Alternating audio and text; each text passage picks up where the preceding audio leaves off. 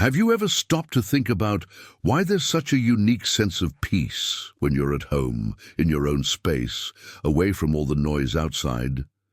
Maybe someone has told you it's strange, that you need to live more, go out, socialize, meet people. But what if I told you that this desire to stay in your corner, this feeling of comfort in silence, is not wrong at all? In fact, Carl Jung's psychology offers profound answers to this behavior. Today, on Unshakable Mind, we're going to dive into this topic without judgment, without cliches, to show that your desire for retreat can be a legitimate trait of your personality.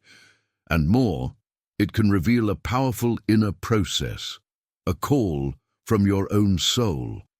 Because when you prefer the quiet of your home over a noisy crowd, it doesn't mean laziness or antisocial tendencies.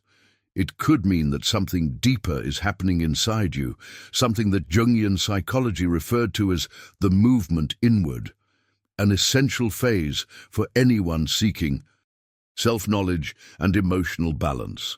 And that's exactly what we're going to talk about today. 6 truths about those who prefer staying home, according to Jung's ideas, which could change the way you see yourself and perhaps even transform how you interact with the world. Before we continue, leave your like, subscribe to the Unshakable Mind channel for more reflections like this, and comment below. Do you also feel that the silence of your home speaks louder than 1,000 conversations outside? Because it's from this silence that we begin to understand why, for some people, the real life starts inward, not outward. For Carl Jung, and for anyone who truly delves into self-knowledge, there's a simple but liberating truth. When you prefer to stay home, it's not isolation, not a flaw, not something that needs to be fixed. It's simply your nature expressing itself. The outside world may be interesting, full of colors, sounds, and people, but for some of us, that's not where our energy renews. On the contrary, it's in the silence of our own space, in the absence of external stimuli, that true reconnection with ourselves happens. And this is not weakness. It's a unique way of existing, a legitimate way of processing life. In analytical psychology, Jung taught us that every person carries within them a psychic energy he called libido. And here's an important point. We're not talking about libido in the sexual sense. Jung used this word to describe the vital force that moves everything inside us, our thoughts, desires, interests, intentions, and even how we react to the world. And it's precisely this vital force that follows different paths for each individual. While some people, extroverts, direct this energy outward, seeking contact, interaction, and social exchange, others, introverts, move it inward, directing this energy into themselves. And here begins the great revelation. For an extrovert, a night of partying, full of conversations, lights, music, and interaction can be invigorating, almost like a battery recharge. But for you, who prefers the coziness of your own corner, the same experience can be exhausting. What gives life to some completely drains others. And there's nothing wrong with that. While the external world seems to energize some people, what nourishes you is your inner refuge. It's being at home with your things, your music, your silence. It's having time to write, think, feel, reflect. It's simply existing without constantly having to react to the world. And here's a point that completely changes how you see yourself. This is not running away. It's not laziness. It's not wasting life. It's your life happening for real. Because, as Jung showed, trying to live as an extrovert when your nature is introverted is like rowing against the current of a river. You can push yourself, struggle to keep up, but eventually fatigue sets in because you're going in the wrong direction. And this is where everything begins to change. When you accept and honor this trait of your personality, you stop fighting against who you are. because someone who prefers staying home is not less social, not less capable, not less anything. They are simply someone whose energy needs silence to exist healthily. Moreover, this inward energy carries an essential detail. It makes you someone who observes before acting, who feels before speaking, who thinks before exposing themselves. And this depth requires time away from confusion, external voices, others' expectations, time to process what's happening within you. And it's at this moment that staying home takes on a new meaning. It's not hiding from the world, but staying where your energy can flourish. Because it's within you, not outside, that the great answers of your life will emerge. And this is the true power of retreat. It doesn't take you away from life. It brings you closer to yourself. At Unshakable Mind, we believe that this inward movement is the foundation for those seeking clarity, purpose, and a stronger mind. Because when you listen to yourself, you find yourself. And when you find yourself, you finally understand where you want to go and why you don't need to get lost in the noise to live a meaningful life. And this need for retreat is not only healthy, it's essential for your individuation, the deep and transformative process of becoming who you really are. Think about it for a moment. Have you noticed how certain places, sounds, smells, or even seemingly ordinary conversations can leave you drained, restless, or with an overactive mind? Sometimes, it's as if simply being in certain environments sucks your energy without you even understanding why. Well, this is the second great truth that Carl Jung helps us see. People who prefer staying home are not just more reserved, they are more selective and sensitive to external stimuli. Jung believed that an introvert's unconscious functions like a more open, more permeable door. This means that everything happening outside does not go unnoticed. On the contrary, every word, every glance, every noise penetrates deeply, goes straight into your inner world, and begins to resonate like echoes lasting for hours. Sometimes even days. That's why a simple shopping trip might feel light, fun, even relaxing to some, but for you, it can be a real sensory overload. Voices, lights, music, background conversations, smells, colors, movements all happening simultaneously. For someone with such intense internal openness, this is not just information, it's a storm entering the mind. And no, it's not fussiness, not exaggeration, it's psychic structure. Jung observed that such people don't live by the quantity of external experiences, but by the quality of internal experiences. It's not about how many places you visit, how many people you meet, or how many events you attend. It's about the real impact each experience leaves inside you. And this is precisely why staying home doesn't mean isolation. It means self-care. Because every environment, every person, every conversation affects you on a deeper level than others realize. And to cope with this, you need a filter, an emotional, psychological, even spiritual filter. And that filter is often your own home. Your home becomes a sanctuary. It's where you can consciously choose what to allow into your energy field. It's where you breathe, process, reorganize, and finally find peace after absorbing so much from the external world.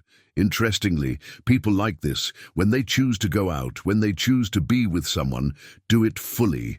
They're not there just to check a box, not present halfway, not on autopilot. They choose intentionally, and when they're there, they're fully there.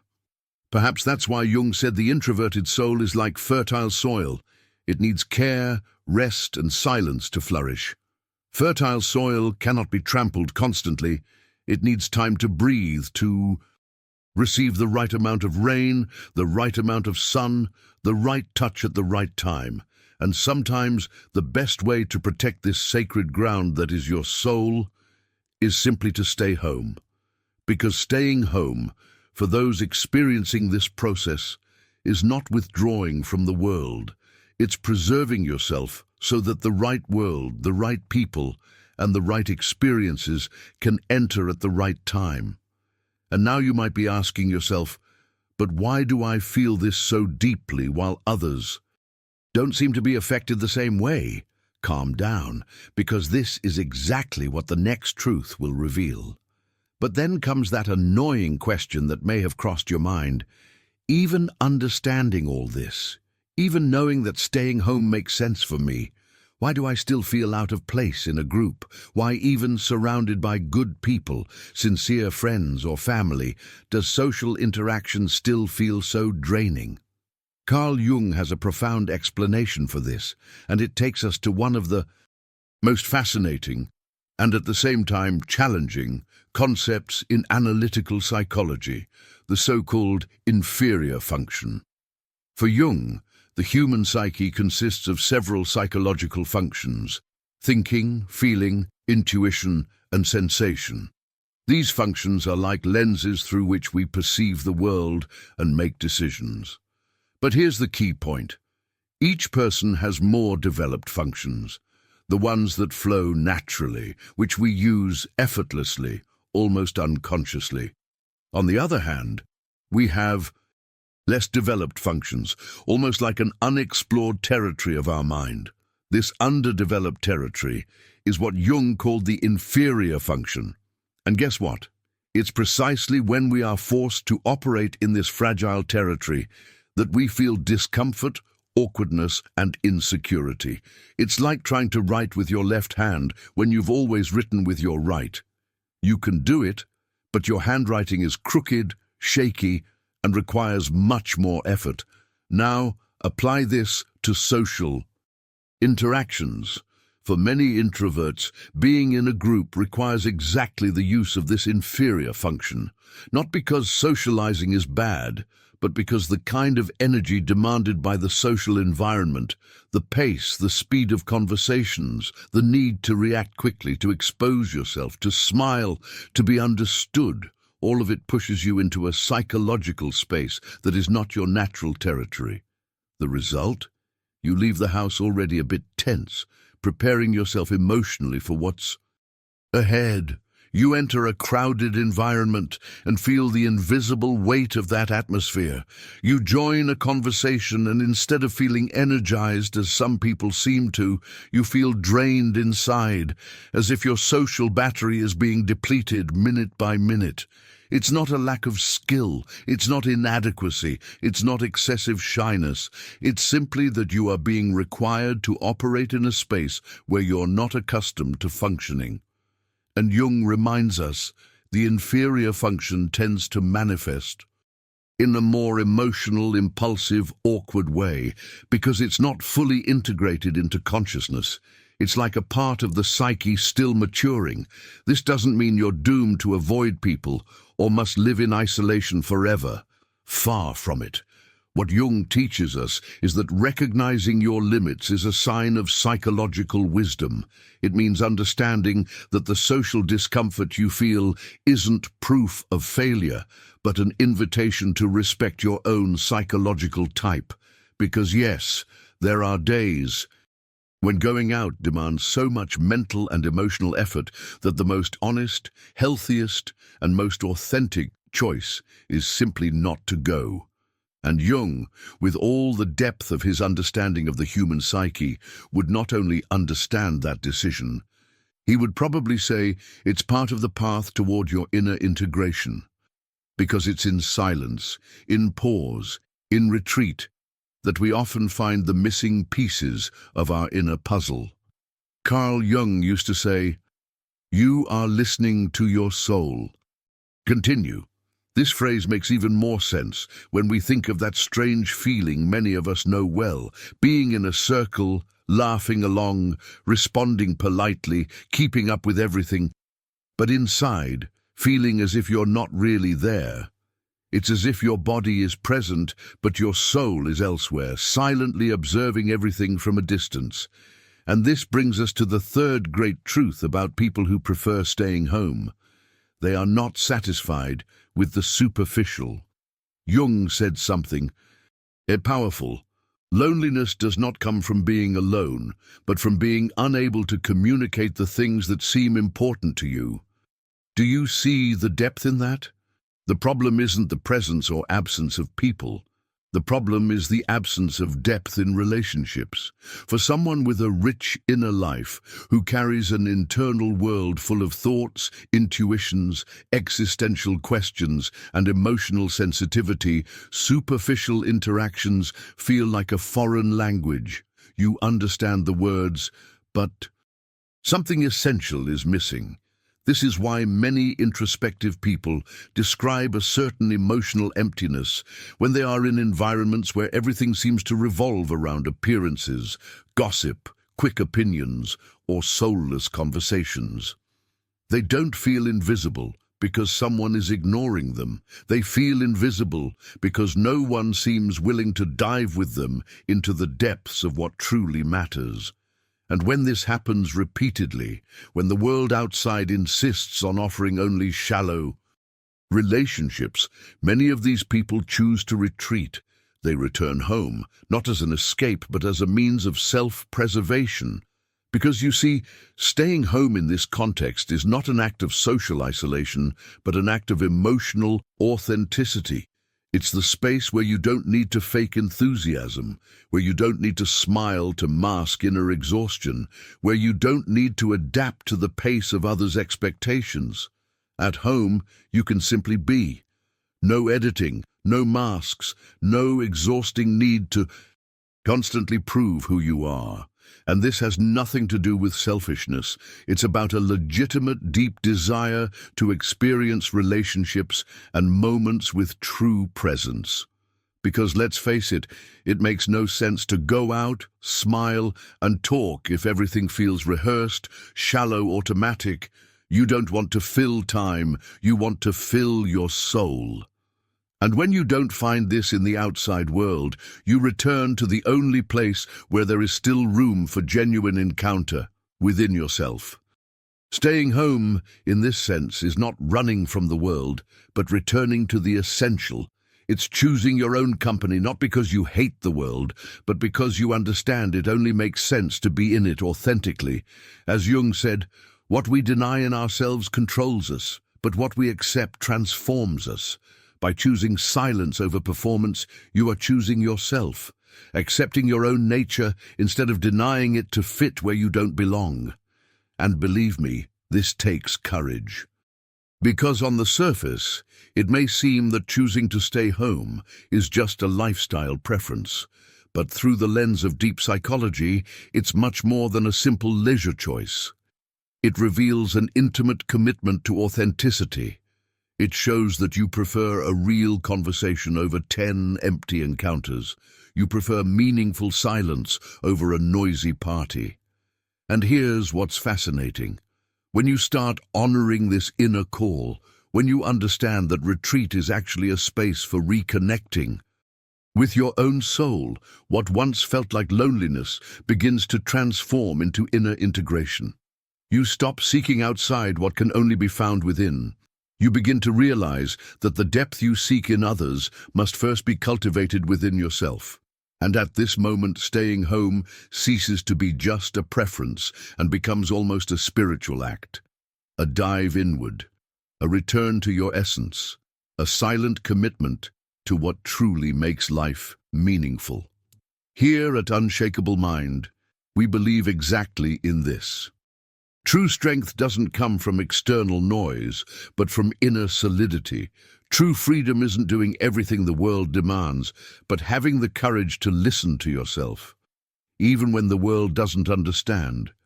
So, if you've ever felt that strange mix of peace and depth while being alone, if you've noticed that your soul longs for more truth and less noise, know that there is nothing wrong with you. Perhaps you've simply begun awakening to what Jung called the process of individuation, the path to becoming who you really are, inside and out. And believe me, this path often begins in the silence of your own home. Many people out there keep chasing stimuli to avoid facing their own emptiness. But perhaps you've already realized that this path doesn't fulfill you, that there is something in the fast pace of social life that instead of nourishing you, drains you, even when it seems fun. And so your room, your couch, your little corner begin to take on a new meaning. They stop being just physical spaces. They become sacred refuges, places where you don't have to perform, smile to please, or hide what you feel. Spaces where you can think, write, doubt, cry, create, without anyone watching, without anyone expecting anything from you. This is seeking depth. It's trading excess stimuli for meaning.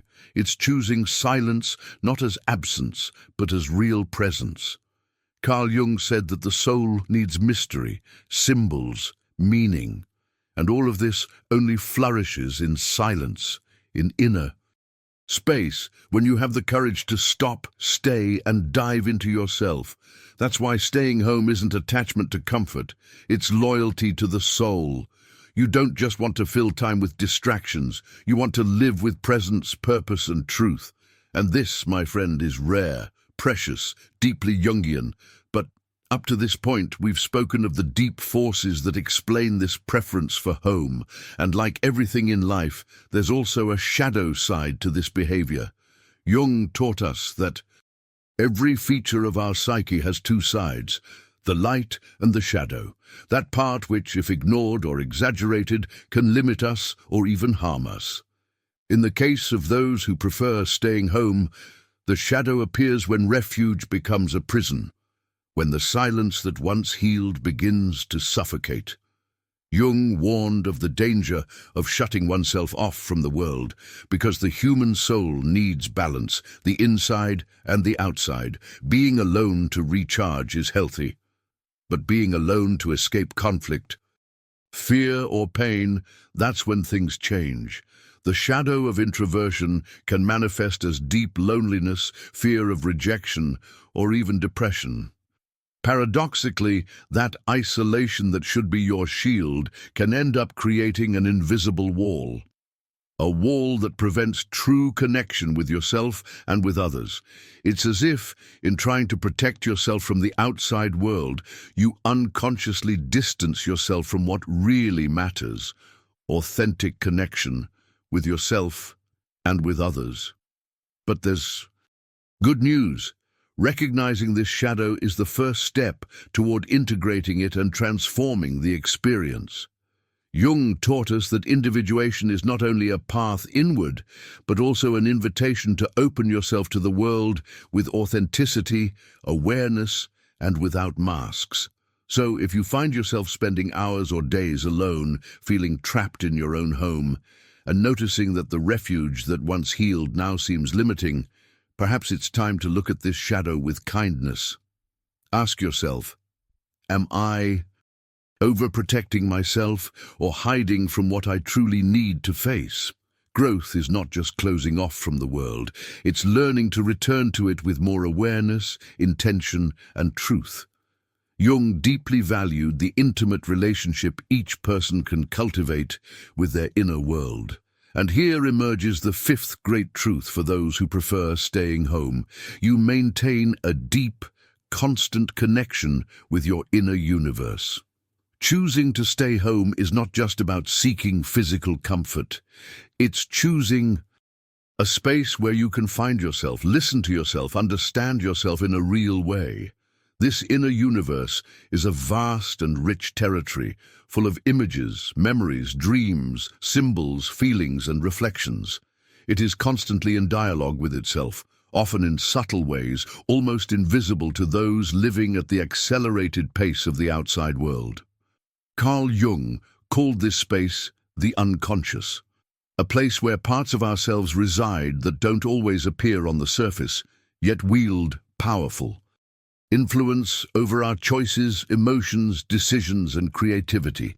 Those who prefer the quiet of home often have a close, almost intimate relationship with this dimension.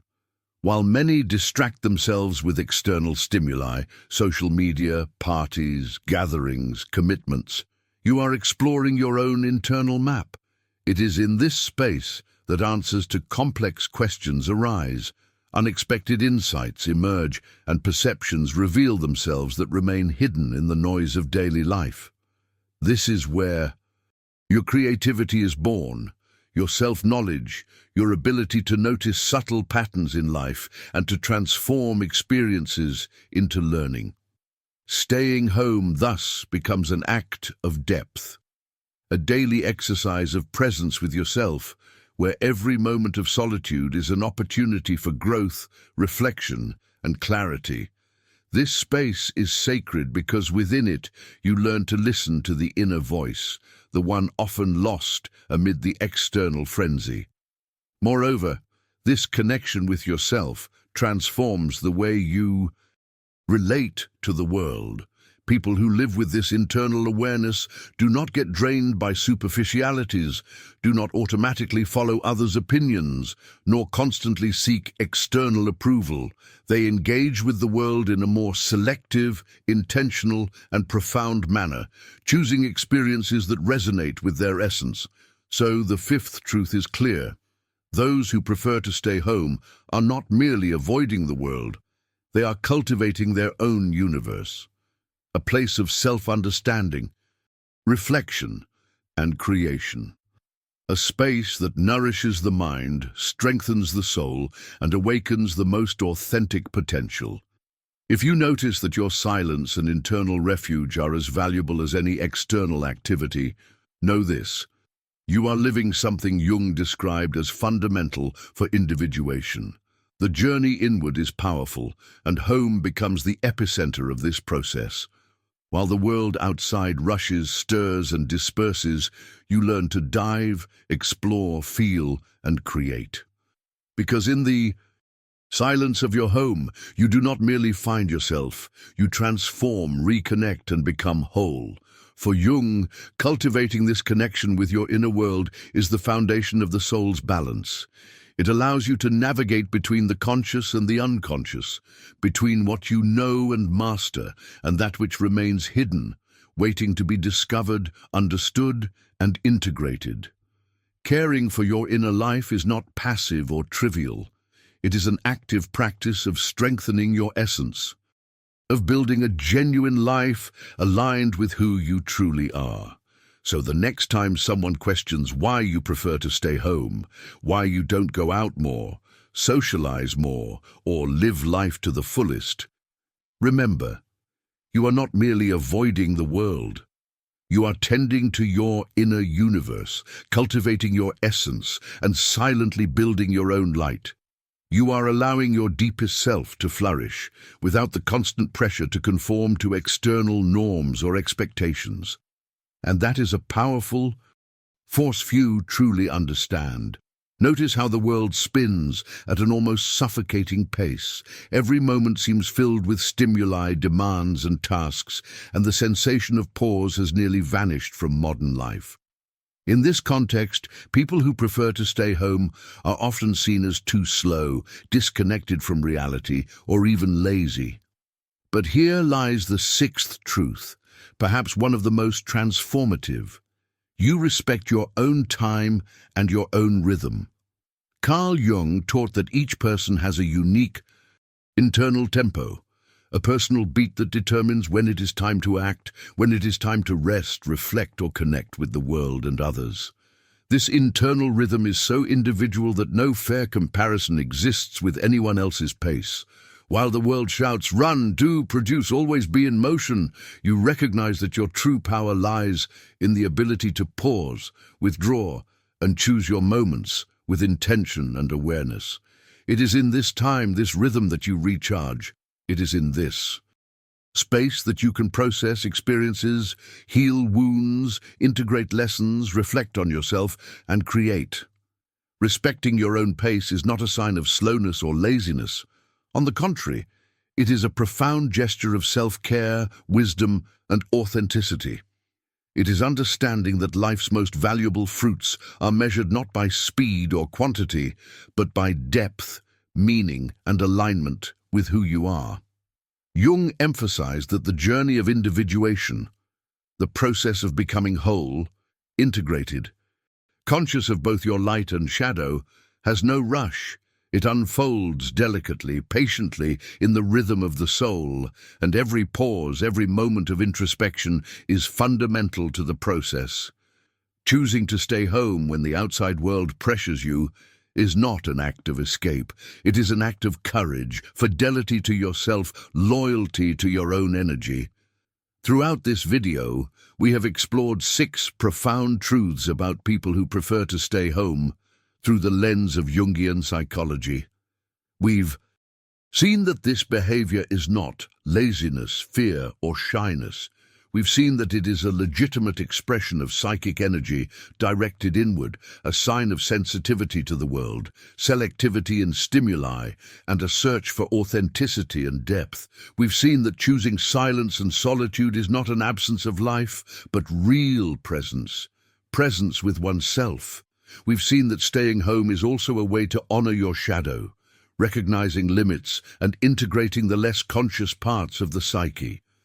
We've seen that this habit protects, nourishes, and strengthens the soul, while fostering a deeper connection with your inner universe. And finally, we've seen that respecting your own time is an act of courage, a commitment to your own essence that few dare to embrace. When you allow yourself to live at this unique rhythm, you not only protect yourself from external exhaustion, but also prepare to enter any environment or relationship fully, consciously, and authentically. You learn to exist without relying on approval, without molding yourself to meet others' expectations. This process transforms the way you relate to the world. People connected to their inner world, respecting their rhythm, cultivating their solitude, not only avoid superficiality, they choose interactions with meaning. They engage with the world selectively, deeply, and intentionally. Every choice, every action, every conversation is made with consciousness. And there's more. When you honor your own pace, energy, and inner life, you become magnetic, not superficially, but in the sense that your authenticity and presence attract what truly matters. People who connect with you do so for who you really are, not for what you pretend to be. This is true emotional freedom. This is the power Jung described as individuation in action, the courage to exist as whole, complete, profound, and yet open to the world. Thus, the 6th truth about those who prefer to stay home is an invitation to celebrate one's individuality.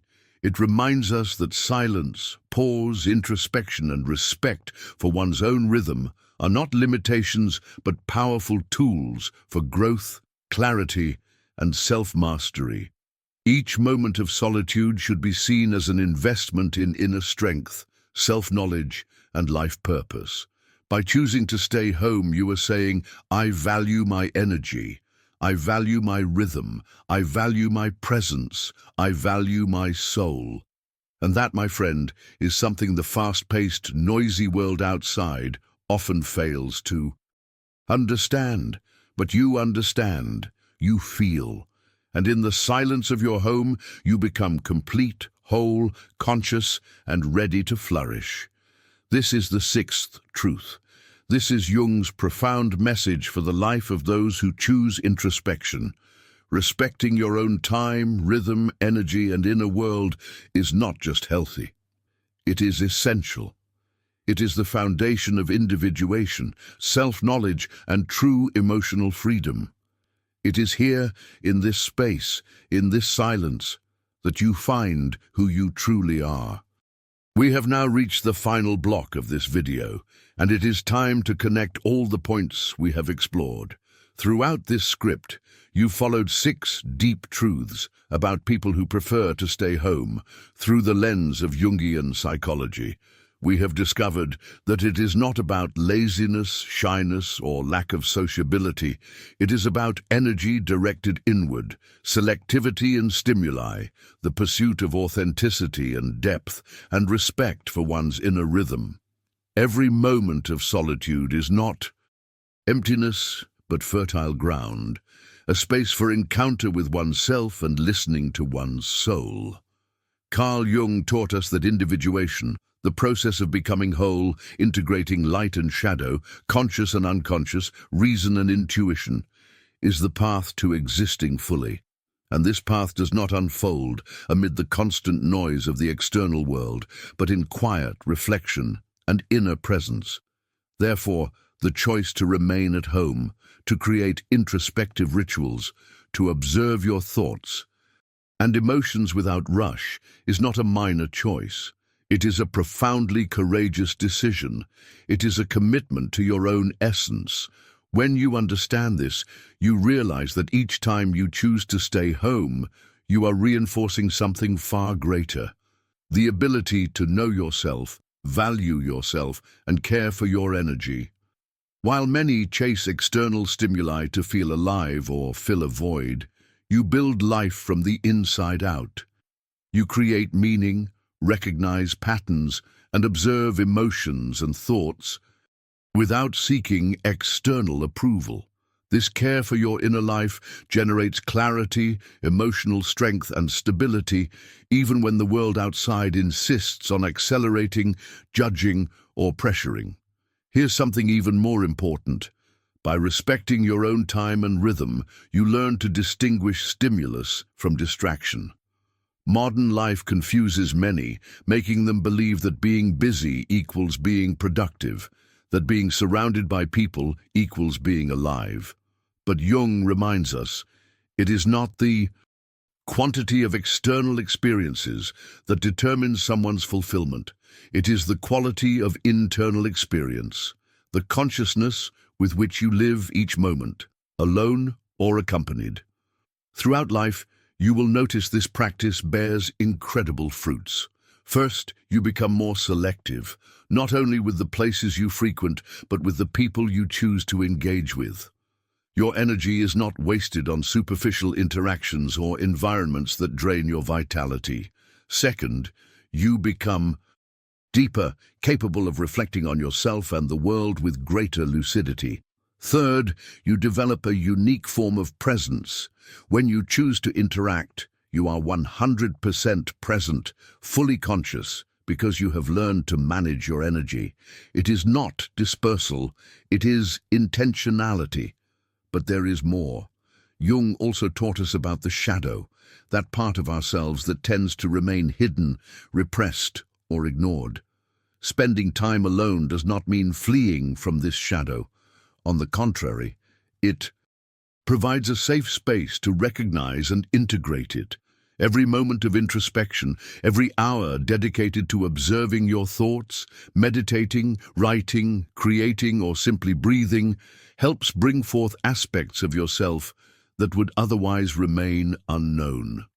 And it is precisely this process that transforms ordinary people into whole beings, capable of facing life and relationships in a mature, profound, and balanced way. Another dimension worth highlighting is creativity. Many great thinkers, artists and philosophers, including Jung, observed that introspection and time alone are catalysts for creation. When you are at home, free from noise and social pressure, your unconscious expresses itself. Ideas emerge, solutions reveal themselves, dreams become clearer.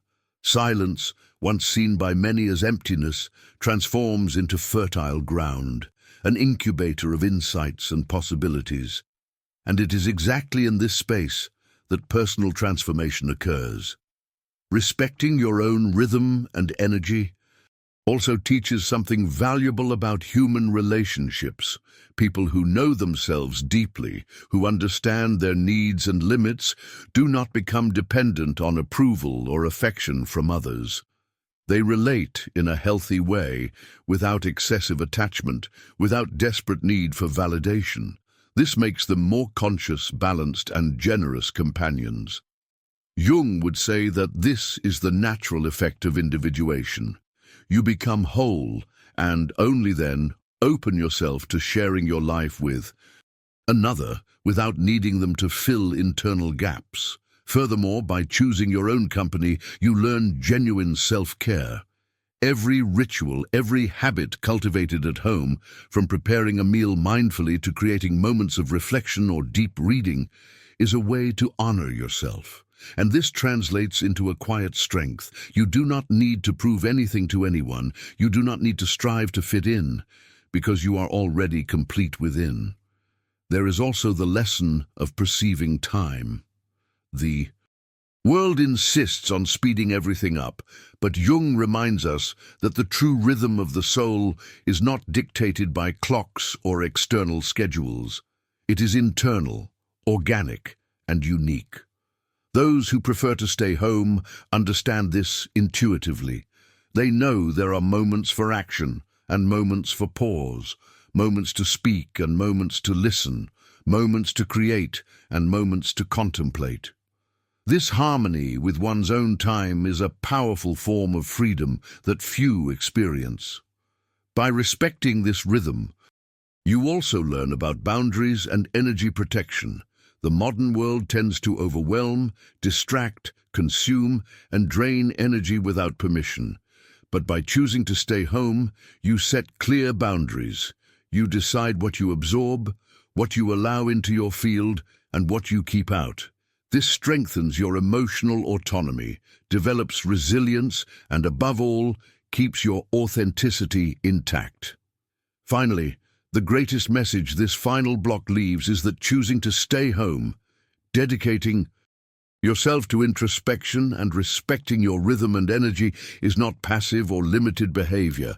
On the contrary, it is an active practice of freedom, courage, wisdom, and individuation. It is the choice to live deeply, to listen to your soul, to integrate shadow and light, to nurture creativity, to strengthen your inner balance, and to build a conscious, intentional, and full life. So, when someone asks why you prefer to stay home, when you feel the pressure to go out, socialize, or follow the world's accelerated pace, remember, you are investing in your strength, your authenticity, your wisdom. You are cultivating life from the inside out. You are practicing the highest form of freedom, being whole, complete, and true to yourself. And as Carl Jung taught us, it is only by respecting your inner world and allowing it to flourish that you can relate to the world and others fully, balanced, and genuinely. Choosing to stay home is not escaping. It is rediscovering yourself. It is not stagnation. It is deep internal movement. It is not isolation. It is the expansion of the soul. And it is in this silent space, in your own company, that the greatest form of freedom is born, the truest presence and the deepest connection with who you really are. This is the final invitation from Unshakable Mind. Allow yourself to listen to yourself, respect your rhythm, honor your energy, and discover that sometimes home is the place where life happens most, within you.